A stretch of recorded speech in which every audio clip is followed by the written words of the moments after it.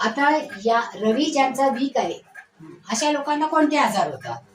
तर त्यांना हृदयाचा विकार होतो, रुधिराभिसरणा म्हणजे रक्तप्रवाहाचे कधी क्लॉट होतो, कधी कमी पडतं किंवा सर्क्युलेशनच होत नाही त्या भागामध्ये, अशा पद्धतीचे आजार होतात.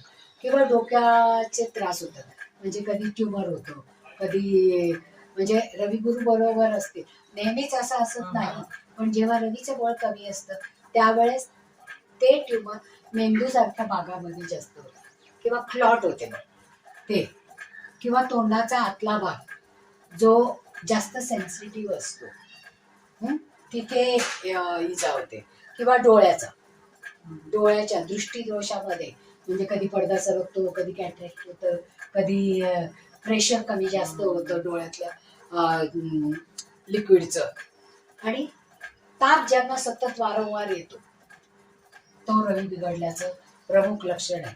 म्हणजे एक नंबरची कमतरता ज्यांच्या ज्यांच्या कुंडलीमध्ये असेल त्यांना हे सगळे डिसीजांचे ते प्रोन असतात, म्हणजे होण्याची शक्यता असते.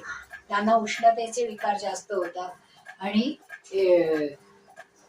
दीर्घकाळ चालणारे जे रोग असतात की नाही ते, पण जास्तीत जास्त वेदना देणारे असे डिसीज होऊ शकतात. त्वचेचे रोग होतात, की जे चिवट असतात ते रोग होतात, म्हणजे लवकर बरे होत नाही. खरोज किंवा काहीतरी आणखी तो असतो सोरायसिस, याच्यासारखे दीर्घकाळ चालणारे आजार होतात. म्हणजे एक नंबरची व्यक्ती त्याच्या चालण्यावरूनच आपण ओळखू शकतो. मग आपण त्यांना विचारू शकतो की आणि मग ते कशा पद्धतीने व्यवसाय शिक्षण हेही पाहिजे, त्याची कारकत्व बघितली, रोग प्रतिकार क्षमता ही रवीच्या अंमलाखाली येते, म्हणजे ती अतिशय उत्कृष्ट असते. आणि रवी जर कमजोर असेल, कमजोर म्हणजे काय 6-8-12 मधला रवी हा वीक असतो, मग त्यावेळेस आपल्याला किंवा रात्री ज्यांचा जन्म असतो किंवा सूर्य नसतो तेव्हा ते अशा आजारांना प्रोन राहू शकतात. पण एक अंक ज्यांच्या ज्यांच्या कुंडलीमध्ये येतो किंवा ग्रीडमध्ये येतो ते या सगळ्या गोष्टींवर मात करू शकतात.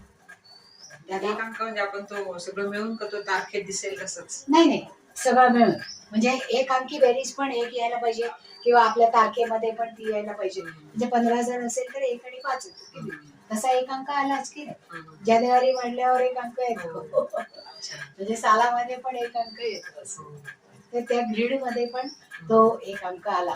म्हणून म्हणलं 19 सालामध्ये 1900 सालामध्ये जेवढे लोक होते त्यांना ऑटोमॅटिक एक मिळालेला आहे, म्हणजे ते त्या मानाने लकी ठरलेले आहेत की नाही.